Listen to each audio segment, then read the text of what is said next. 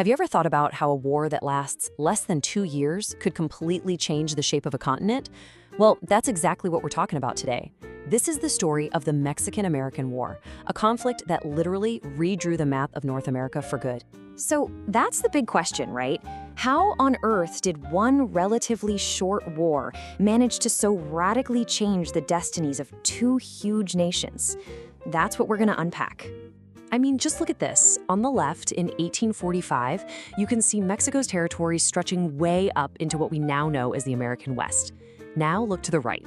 Just 3 years later, in 1848, the United States has absolutely ballooned, pushing its border all the way to the Pacific Ocean.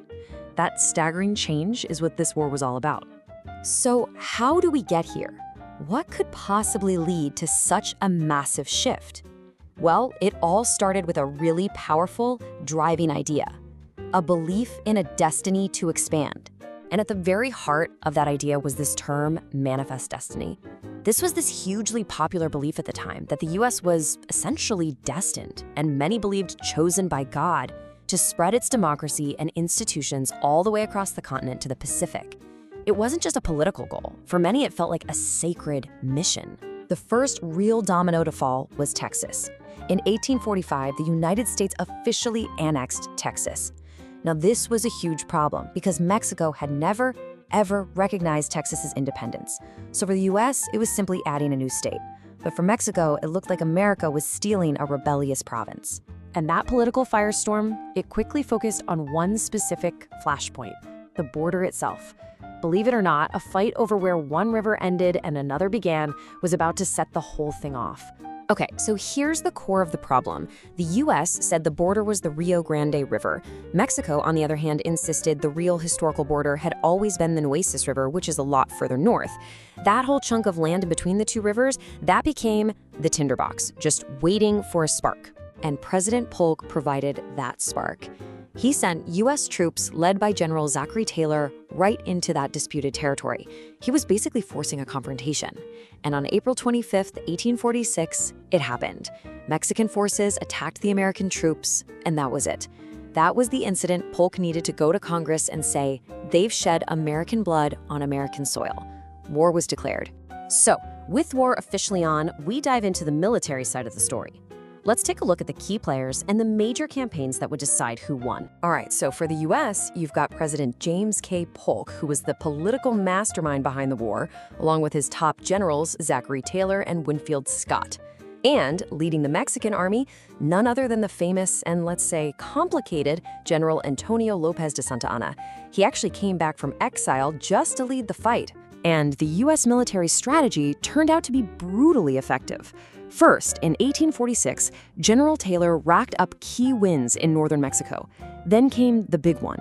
In March of 1847, General Scott pulled off this brilliant amphibious landing at Veracruz, a massive, risky operation for that time.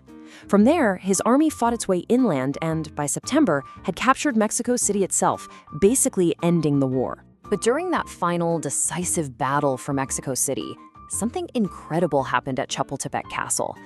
The castle was defended by Mexican soldiers, including a group of very young military cadets.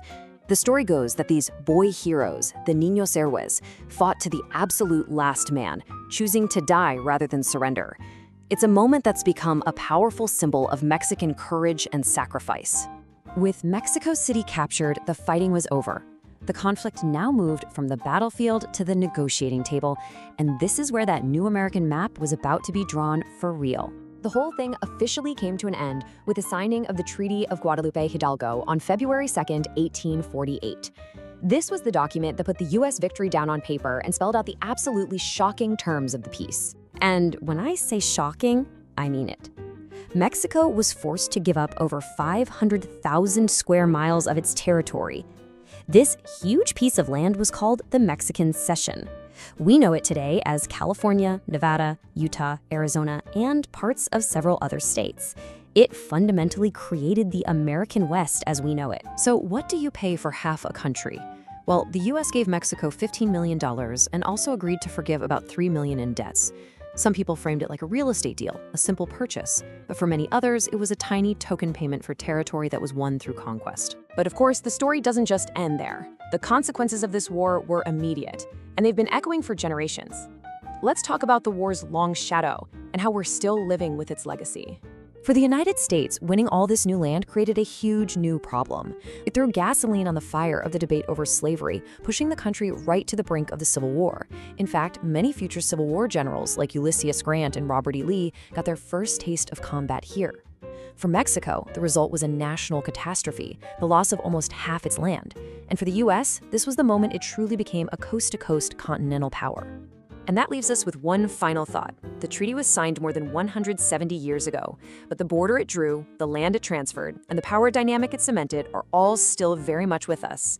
So the question is, how does the legacy of this short but transformative war continue to define these two great nations and their relationship even today?